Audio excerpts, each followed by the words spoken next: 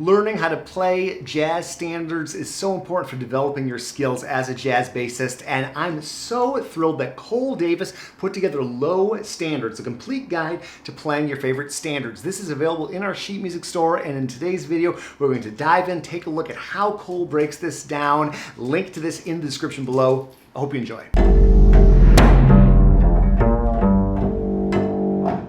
We dig into titles like this and much more in our weekly email newsletter. If you haven't subscribed, consider doing so. It's a great way to stay connected with the bass community. All right, let's dive into Low Standards, and I love the introduction for this. Cole talks about he made this PDF because most standards books are needlessly complicated. They often contain solos that are excruciating to play, analysis that is utterly mind-numbing to get through, and a level of pretentiousness that further instills the crippling self-doubt all musicians seem to have. That is strong coming out of the gate in terms of the intro, but I think it's a great book, and I've really learned a lot going through it. I love how Cole emphasizes that you should take your time when going through these. I'm going to try to heed that lesson and really absorb this material.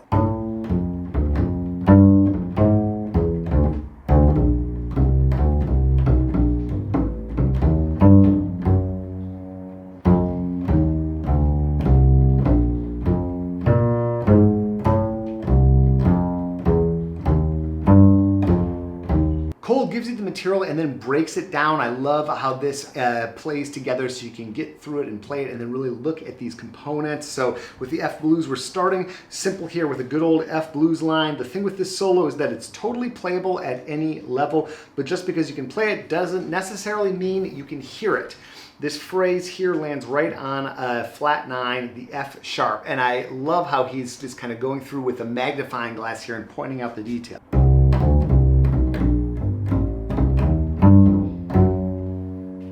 With the F blues line, so once again, this phrase starts right down the middle and then gets dissonant pretty quickly. I'm using an E on the 4th beat of the 3rd bar, which I'm doing to break up the monotony of starting on the root every time.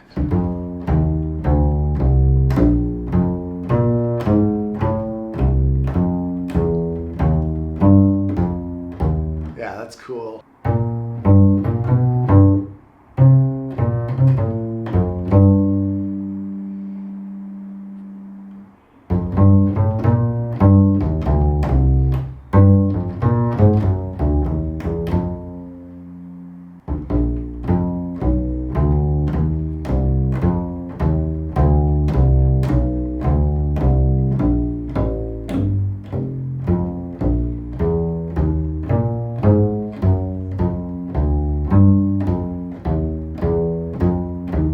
The rhythm changes solo. Here's an issue I'm passionate about. Most of us are not playing rhythm changes when we play rhythm changes. We're playing something in the vicinity of a B flat major key center, assuming we're in B flat, but that is not rhythm changes. In this first 4 bars, I outline the actual changes. So here we are with the pattern from the solo, a little motive from the solo. I like that. The bass line here, I love how Cole pulls no punches. Let's be honest here, most of your rhythm changes bass lines sound like chopsticks. And that's not your fault, it's just how we're taught. The good news is the delta between sounding like chopsticks and sounding like Ron Carter is far closer than you think.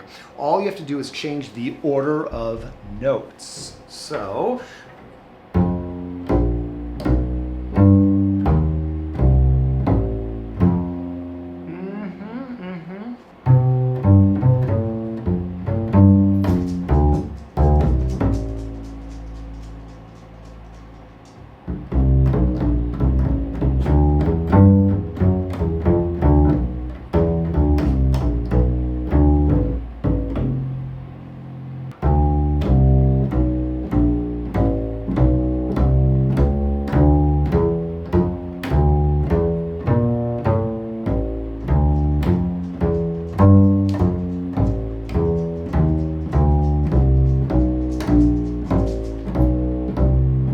breaking down the solo from impressions apart from rhythm changes in the blues, this is one of the most commonly played sets of changes in jazz. So again, Cole's giving you the building blocks that you can apply to so many different types of tunes with this book.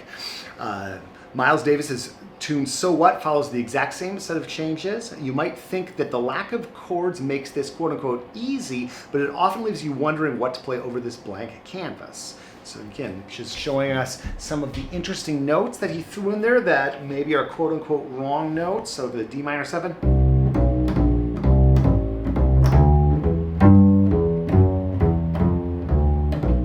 Very cool.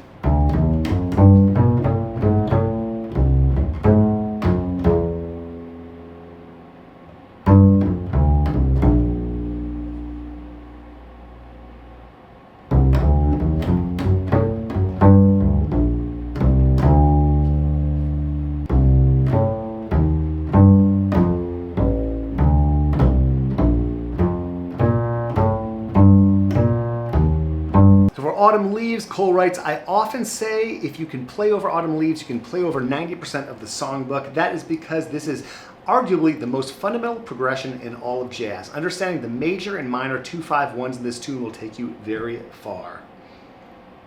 A lot to unpack here. In this first bar, I use a classic bebop lick. For more on bebop licks, I recommend my book, 25 Easy Bebop Licks for Upright Bass. And yes, we have so many of Cole's publications in our sheet music store. This is linked up along with Cole's page, so dig in and dive deep, and yeah, just so much material from this great pedagogue. So for the bass line, he writes, in the first 2 bars, I use a ratio almost as great as the Reese's Peanut Butter Cup. 50% starting on the root, 50% on the third. So that's what he was doing. Very cool.